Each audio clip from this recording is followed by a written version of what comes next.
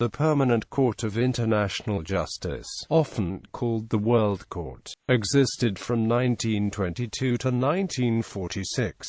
It was an international court attached to the League of Nations. Created in 1920, the court was initially well received from states and academics alike, with many cases submitted to it for its first decade of operation. With the heightened international tension of the 1930s, the court became less used. By a resolution by the League of Nations on 18 April 1946, the court ceased to exist and was replaced by the International Court of Justice. The court's mandatory jurisdiction came from three sources: the optional clause of the League of Nations, general international conventions and special bipartite international treaties. Cases could also be submitted directly by states, but they were not bound to submit material unless it fell into those three categories. The court could issue either judgments or advisory opinions. Judgments were directly binding while advisory opinions were not. In practice, member states of the League of Nations followed advisory opinions anyway, as they feared that otherwise, they could undermine the moral and legal authority of the court and League.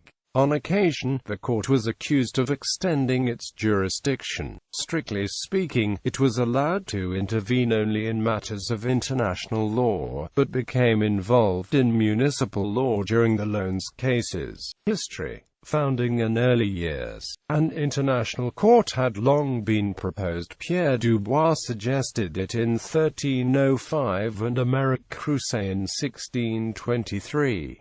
An idea of an international court of justice arose in the political world at the First Hague Peace Conference in 1899, where it was declared that arbitration between states was the easiest solution to disputes, providing a temporary panel of judges to arbitrate in such cases. The Permanent Court of Arbitration. At the Second Hague Peace Conference in 1907, a draft convention for a permanent court of arbitral justice was written, although disputes and other pressing business at the conference meant that such a body was never established, owing to difficulties agreeing on a procedure to select the judges. The outbreak of the First World War, and in particular its conclusion, made it clear to many academics that some kind of world court was needed, and it was widely expected that one would be established. Article 14 of the Covenant of the League of Nations, created after the Treaty of Versailles, allowed the League to investigate setting up an international court. In June 1920, an advisory committee of jurists appointed by the League of Nations finally established a working guideline for the appointment of judges, and the committee was then authorized to draft a constitution for a permanent court not of arbitration but of justice. The Statute of the Permanent Court of International Justice was accepted in Geneva on December 13,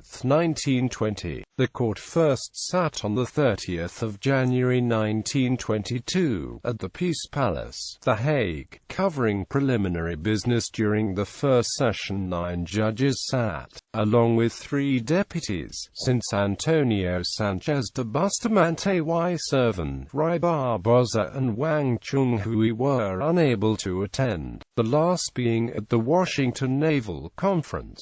The court elected Bernard Loder as president and Max Huber as vice president. Huber was replaced by Charles-André Weiss a month later. On the 14th of February the court was officially opened, and rules of procedure were established on the 24th of March, when the court ended its first session. The court first sat to decide cases on the 15th of June. During its first year of business, the court issued 3 advisory opinions, all related to the International Labour Organization created by the Treaty of Versailles and collectively grouped into the International Labour Organization questions. The initial reaction to the court was good, from politicians, practicing lawyers and academics alike. Ernest Pollock, the former Attorney General for England and Wales, said, "May we not as lawyers regard the establishment of an international court of justice as an advance in the science that we pursue?" John Henry Wigmore said that the creation of the court should have given every lawyer a thrill of cosmic vibration, and James Brown Scott wrote that, "The one dream of our ages has been realized in our time." Much praise was heaped upon the appointment of an American judge, despite the fact that the United States had not become a signatory to the court's protocol, and it was thought that it would soon do so. Increasing work and attempted entry of the United States, the court faced increasing work as it went on, allaying the fears of those commentators who had believed the court would become like the Supreme Court of the United States,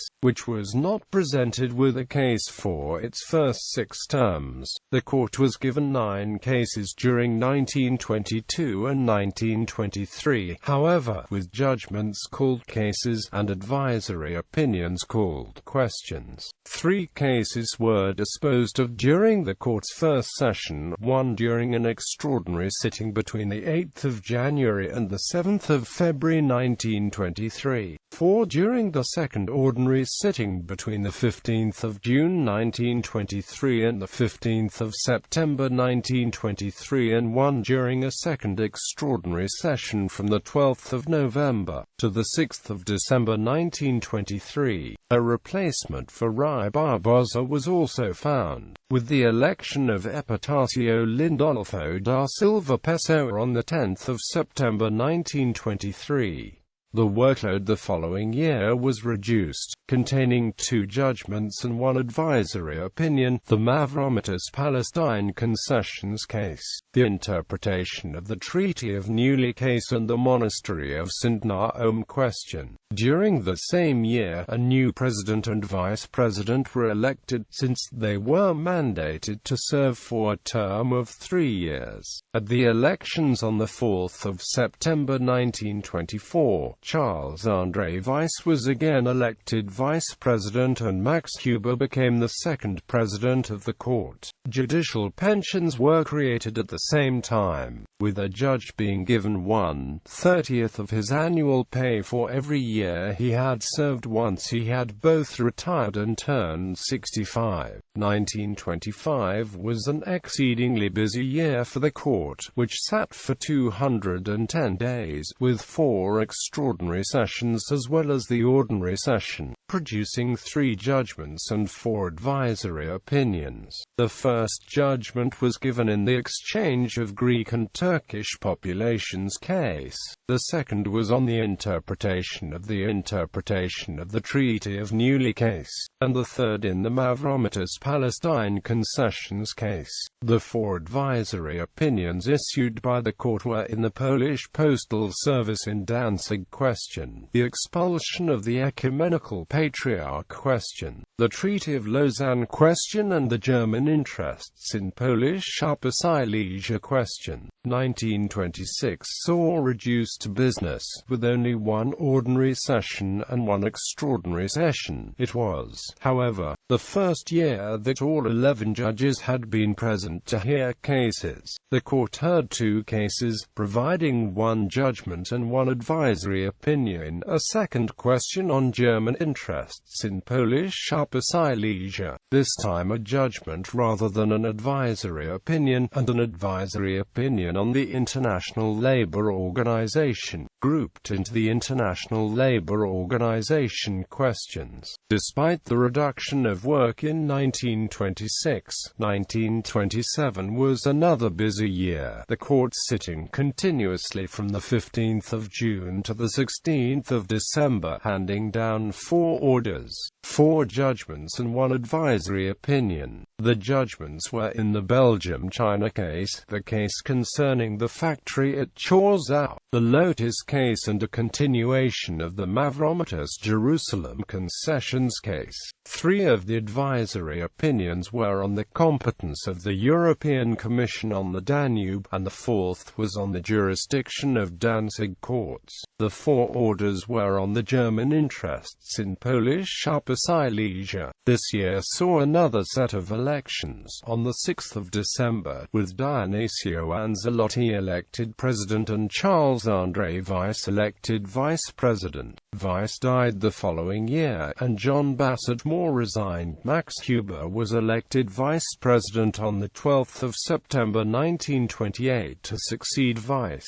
while a second death left the court increasingly understaffed. Replacements for Moore and Finlay were elected on the 19th of September 1929, Henry Fromageau and Cecil Hurst respectively. After the second round of elections in September 1930, the court was reorganized. On the 16th of January 1931, Minichiro Adachi was appointed president and Gustavo Guerrero vice president. The United States finally recognized the court's jurisdiction, following a long and drawn-out process.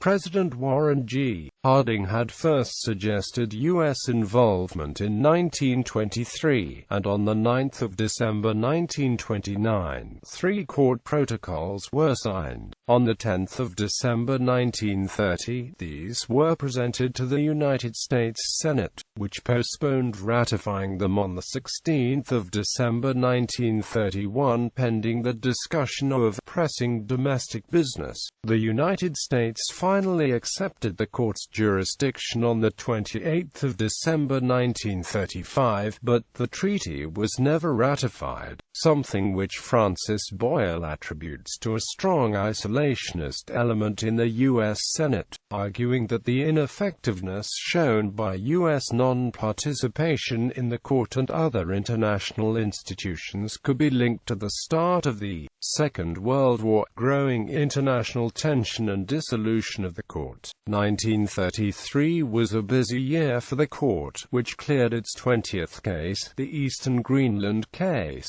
This period was marked by growing international tension, however, with Japan and Germany announcing the withdrawal from the League of Nations, to come into effect in 1935. That did not directly affect the court, since the protocol accepting court jurisdiction was separately ratified, but it influenced whether a nation would be willing to bring a case before it, as evidenced by Germany's withdrawal from 2 pending cases. 1934, the court's 13th year, has been in keeping with the traditions associated with that number, with few cases since the world's governments were more concerned with the growing international tension. The court's business continued to be small in 1935, 1936, 1937, 1938, and 1939, although 1937 was marked by Monaco's acceptance of the court protocol. The court's judicial output in 1940 consisted entirely of a set of orders, completed in a meeting between 19 and the 26th of February, caused by an international situation, which left the court with uncertain prospects for the future. Following the German invasion of the Netherlands, the court was unable to meet, although the Registrar and President were afforded full diplomatic immunity. Informed that the situation would not be tolerated after diplomatic missions from other nations left The Hague on the 16th of July, the President and Registrar left the Netherlands and moved to Switzerland, accompanied by the staff. The court was unable to meet during 1941, 1942, 1943 and 1944, but the framework remained intact, and it soon became apparent that the court would be dissolved. In 1943, an international panel met to consider the question of the Permanent Court of International Justice,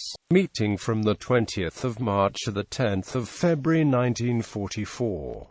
The panel agreed that the name and functioning of the court should be preserved, but for some future court rather than a continuation of the current one. Between the 21st of August and the 7th of October 1944, the Dumbarton Oaks Conference was held, which, among other things, created an international court attached to the United Nations, to succeed the Permanent Court of International Justice. As a result of these conferences and others, the judges of the Permanent Court of International Justice officially resigned in October 1945 and, via a resolution by the League of Nations on 18 April 1946, the court ceased to exist, being replaced with the International Court of Justice. Organization. Judges. The court initially consisted of 11 judges and 4 deputy judges, recommended by member states of the League of Nations to the Secretary-General of the League of Nations, who would put them before the Council and Assembly for election. The Council and Assembly were to bear in mind that the elected panel of judges was to represent every major legal tradition in the League, along with every major civilization.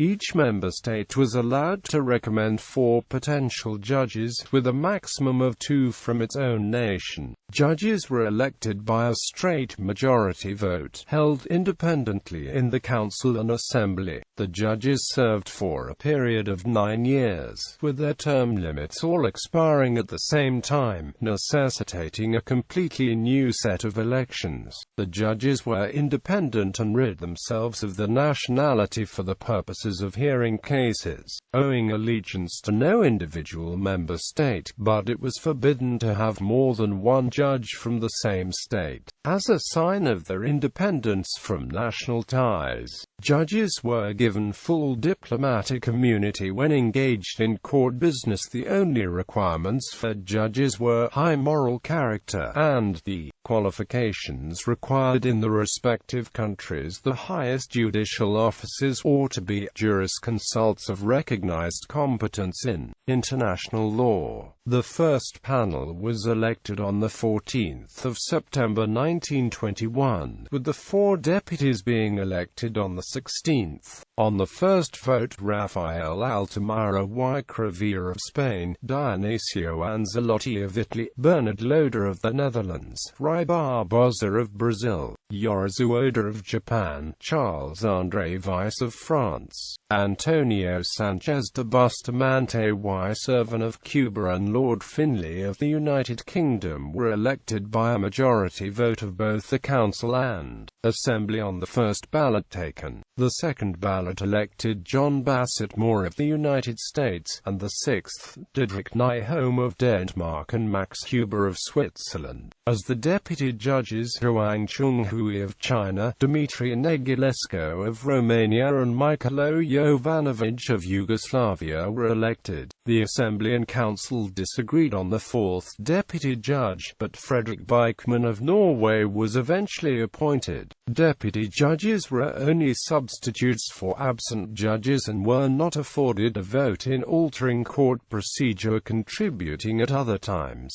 As such, they were allowed to act as counsel in international cases where they were not sitting as judges. In 1930, the number of judges was increased to 15, and a new set of elections were held. The election was held on the 25th of September 1930, with 14 candidates receiving a majority on the first ballot and a 15th, Francisco José Arusha, receiving a majority on the second. The full court was Arusha, Minaikiro Adachi, Altamira, Anzalotti, Bustamante, Jonquia Van Isinger, Henry Fromageau, José Gustavo Guerrero, Cecil Hurst, Edouard Roland Jacquemins, Frank B.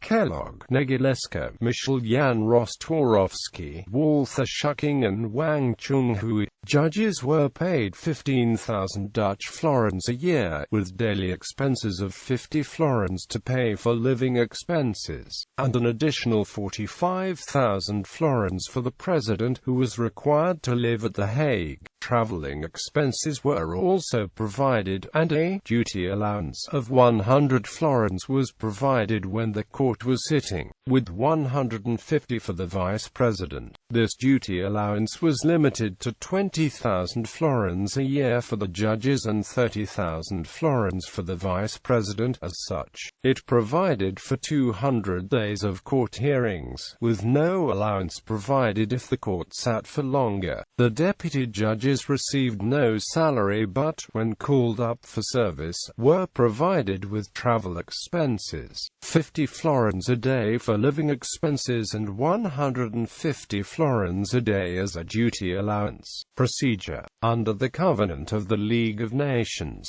all League members agreed that if there was a dispute between states they recognized to be suitable for submission to arbitration and which cannot be satisfactorily settled by diplomacy, the matter would be submitted to the court for arbitration, with suitable disputes being over the interpretation of an international treaty, a question on international law, the validity of facts, which, if true, would breach international obligations, and the nature of any reparations to be made for breaching international obligations. The original statutes of the court provided that all 11 judges were required to sit in every case. There were 3 exceptions. When reviewing labor clauses from a peace treaty such as the Treaty of Versailles, when reviewing cases on communications or transport arising from a peace treaty, and when hearing summary procedure cases, which were reviewed by a panel of 3 judges, to prevent the appearance of any bias in the court's makeup. If there was a judge belonging to one member state on the panel and the other member state was not represented, they had the ability to select an ad hoc judge of their own nationality to hear the case. In a full court hearing, that increased the number to 12 in one of the 5-man chambers. The new judge took the place of one of the original 5. That did not apply to summary procedure cases. The ad hoc judge, selected by the member state, was expected to fulfill all the requirements of a normal judge. The president of the court had ultimate discretion over whether to authorize him to sit. The court was mandated to open on the 15th of June each year and continue until all cases were finished, with extraordinary sessions if required. By 1927, there were more extraordinary sessions than ordinary ones, the court's business being conducted in English and French as official languages, and hearings were public unless it was otherwise specified. After receiving files in a case calculated to lead to a judgment, the judges would exchange the views informally on the salient legal points of the case, and a time limit for producing a judgment would then be set. Then, each judge would write an anonymous summary containing his opinion. The opinions would be circulated among the court for 2 or 3 days before the president drafted a judgment containing a summary of those submitted by individual judges. The court would then agree on the decision that they wished to reach, along with the main points of argument they wished to use. Once this was done, a committee of 4, including the president, the registrar and 2 judges elected by secret ballot, drafted a final judgment, which was then voted on by the entire court. Once a final judgment was set, it was given to the public and the press. Every judgment contained the reasons behind the decision, and the judges dissenting judges were allowed to deliver their own judgment, with all judgments read in open court before the agents of the parties to the dispute. Judgments could not be revised except on the discovery of some fact unknown when the court sat, but not if the fact was known but not discussed. Because of negligence, the court also issued advisory opinions, which arose from Article 14 of the Covenant creating the court, which provided, the court may also give an advisory opinion upon any dispute referred to it by the council or assembly. Goodrich interprets that as indicating that the draft as intended a purely advisory capacity for the court, not a binding one. Manly Otmar Hudson said that an advisory opinion was what it purported to be. It is advisory. It is not in any sense a judgment. Hence it is not in any way binding on any state, but Charles Tavisha argued that in certain situations, an advisory opinion could be binding on the League of Nations Council, and under certain circumstances, some states, Politis agreed, saying that the court's advisory opinions were equivalent to a binding judgment. In 1927, the court appointed a committee to look at this issue, and it reported that, where there are in fact contending parties, the difference between contentious cases and advisory cases is only nominal. So the view that advisory opinions are not binding is more theoretical than real. In practice, advisory opinions were usually followed, mostly due to the fear that if this revolutionary international court's decisions were not followed, it would undermine its authority. The court retained the discretion to avoid giving an advisory opinion, which it used on occasion. Registrar and Registry. Other than the judges, the court also included a registrar and his secretariat. The registry, when the court met for its initial session, opened on the 30th of January 1922 to allow for the establishment of procedure and the appointment of court officials. The Secretary-General of the League of Nations passed an emergency resolution through the Assembly, which designated an official of the League and his staff as the Registrar and Registry respectively, with the first registrar being A.K. Hammarskjöld. The registrar, required to reside within The Hague, was initially tasked with drawing up a plan to create an efficient secretariat, using the smallest number of staff possible and costing as little as possible. As a result, he decided to have each member of the secretariat as the head of a particular department, so the numbers of actual employees could be increased or decreased as necessarily without impacting on the actual registry. In 1927, the post of Deputy Registrar was created, tasked with dealing with legal research for the court and answering all diplomatic correspondence received by the registry. The first Deputy Registrar was Paul Rueger. After his resignation on the 17th of August 1928, Julio Lopez Olivan was selected to succeed him. Olivan resigned in 1931 to take over from Hammarskjöld as registrar, and was replaced by M.L.J.H. Jorstad. The three principal officers of the registry, after the registrar and deputy registrar, were the three editing secretaries. The first editing secretary, known as the drafting secretary, was tasked with drafting the court's publications and sections D and E of the official journal, comprising the legislative clauses conferring jurisdiction on the court and the court's annual report. The second editing secretary, known as the oral secretary, was mainly responsible for the oral interpretation and translation of the court's discussions. For public hearings, he was assisted by interpreters, but for private meetings, only he, the registrar and the deputy registrar were admitted. As a result of this duty, the oral secretary was also tasked with writing Section C of the official journal, which comprised the oral interpretations of court minutes, along with cases and questions put before the court. The third secretary, known as the written secretary, was tasked with the written translations of the court's business,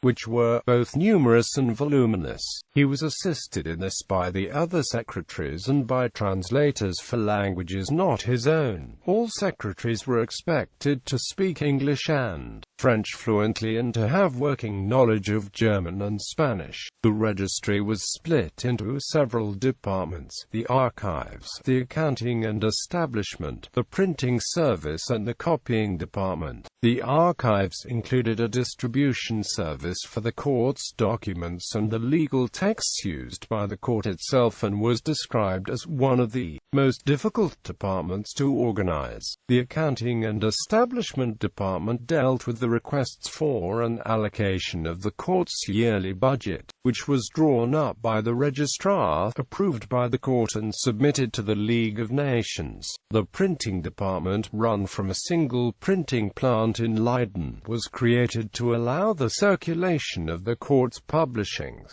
The copying department comprised shorthand, typing and copying services, and included secretaries for the registrar and judges, emergency reporters capable of taking notes down verbatim, and copyists, the smallest of the departments. It comprised between 12 and 40 staff depending on the business of the court.